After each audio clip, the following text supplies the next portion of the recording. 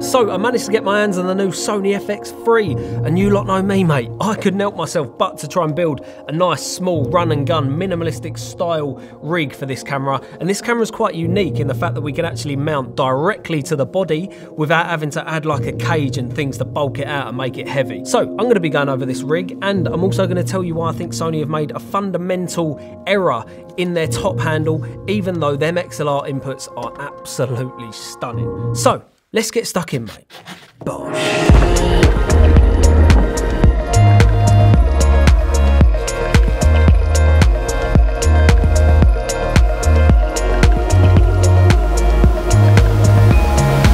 What's going on, you lot? I hope you're all sweet. So, the Sony FX3.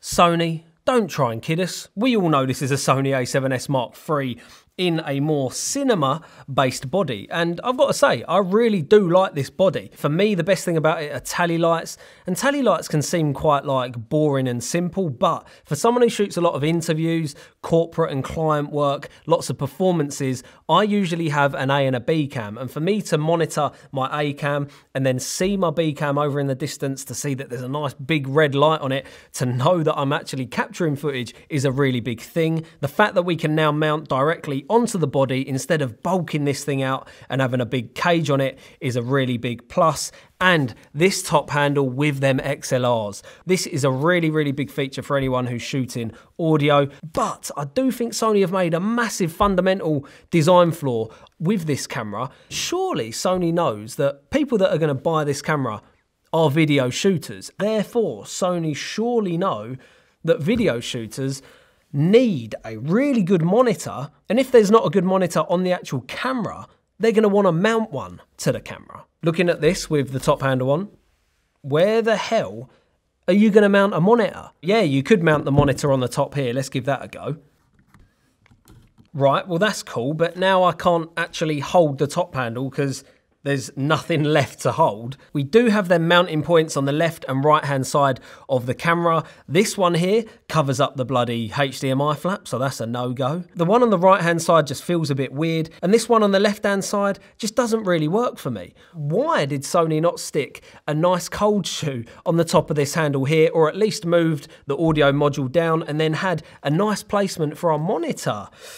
I don't know. Sony, that is my only real issue with this particular setup. Now, luckily for me, the only time I personally would be using the top handle is to use them XLR inputs, and the only time I'm really going to be using XLR inputs is when my camera is static on a tripod or roaming on a tripod. Therefore, I don't need to use the top handle. So the monitor will be completely fine up there for them tripod shots. The only handheld scenario that I would be using XLR inputs would be on a documentary, and I'd be using my FX6 for that. So that isn't really a huge issue for me because I can show you right now what my minimalistic style handheld setup is going to be, because trust me, that is absolutely beautiful and I love the setup I'm about to show you. So for my more commercial client work on tripods, interviews, static camera kind of stuff, top handle with MXLRs, brilliant. I'm pretty happy having my monitor up here, but for handheld stuff, having the monitor up there really isn't great, and it's so top heavy at this point. So let's take our top handle off and we can start to build the minimalistic style rig, which I'm a big fan of, clearly. So one thing you'll probably know from my other handheld rig setups is the fact that I really like to invest in my handheld rig setups, because the rigging tools that I'm going to show you here are the exact same rigging tools that I use for my Blackmagic, for my FX6 when I want to go for a more minimalistic style. So I don't have to constantly keep buying gear.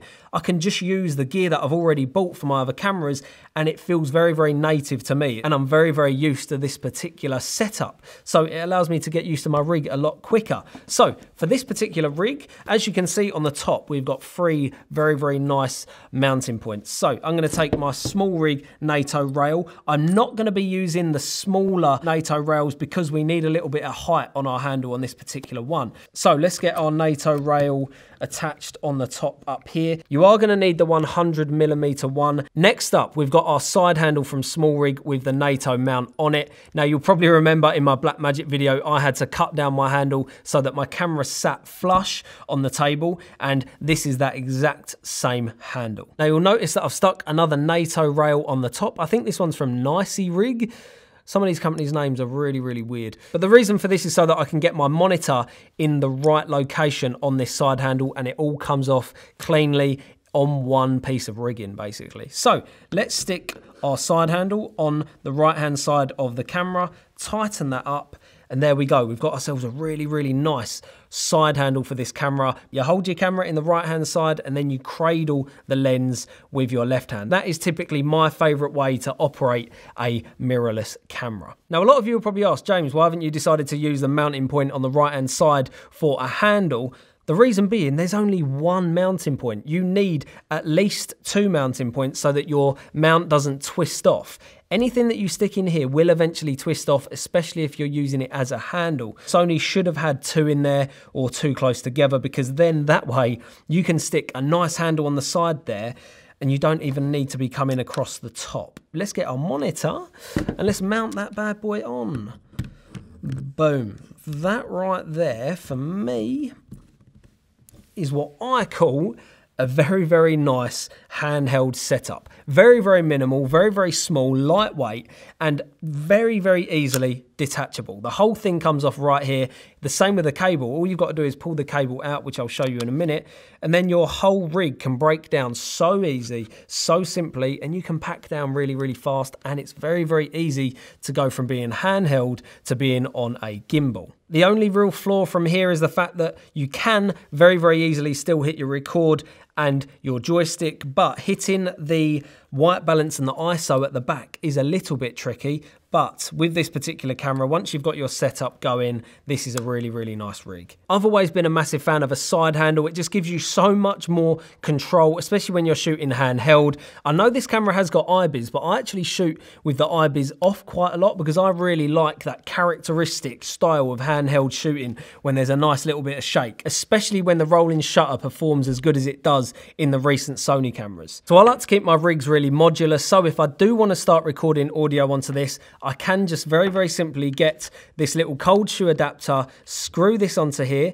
and then my microphone is going to sit over on the right-hand side where my handle is, and I can get a really, really nice, balanced kind of setup with a microphone on there, which does give me more than enough room from my monitor. Literally twist that NATO rail off, and boom, your whole setup is here in your hand. You can pack that away really, really nice and easy, really easy to travel with. Now, I know a lot of you like to have that top handle on your cameras, so you can still stick a top handle on this particular rig, which is basically the same as the other rig that I showed you. So let's take off our side handle. You're probably gonna wanna stick, well, you're gonna have to stick your monitor on your top handle instead of your side handle to make sure that your side handle is actually going to fit on. And then simply slide your side handle back on if you want to have that side handle on as well. And you've got a side handle and a top handle for this rig. Now, this top handle isn't going to be great in this particular configuration because the camera is just so front heavy. You can also get top handles that will kind of mount in the middle of the handle, so that whole handle will sit much further forward, giving you a much more balanced system. But for me, I don't really want to be using a top handle on a camera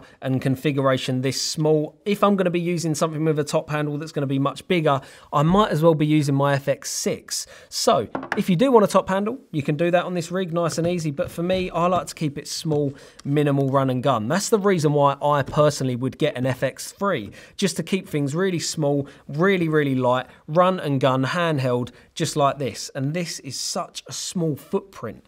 And I just love the fact that you can go from being handheld to being on a gimbal so fast, so quickly. Just either push this side handle all the way in, or just completely pull the whole thing off and then go with your side monitor here. However, most people who are serious about shooting video are not going to be using this. It's way too small and it's just not a great monitor for shooting any kind of video. So you're definitely going to want your external monitor up top. So if I personally was to own the FX3, which I don't at the moment, this is Sony's, I need to give it back to him in a few days, which I don't really want to, I would personally have 2 separate rigs. When I need audio, when I'm doing something like an interview or a static camera setup, I would definitely have this top handle so that I could take full advantage of them 2 XLRs, and I would just mount my monitor on the top. I'm completely fine having my rig set up like that if I'm shooting on a tripod, either static like an interview, or if I'm roaming, shooting a performance or something like that. However, when I'm run and gun, handheld, I'm gonna want to be using it just like this. It's so nice that we've finally got a small mirrorless camera that we don't need to bulk out and have a big cage on. I just wanna keep it nice, small, run and gun, and that is exactly what this is. Let me know if you agree and if you actually like this little rig. If you don't, no problem. Obviously, rigs are very, very personal. It's personal preference. It's very subjective, dependent on what your needs are and how you like to operate your camera. So let me know in the comments if you do like it. If you don't, no problems, mate. And I'll obviously leave everything linked in the description if you want to go and check it out. And I'll be catching you lots in the next one, mate. Bosh!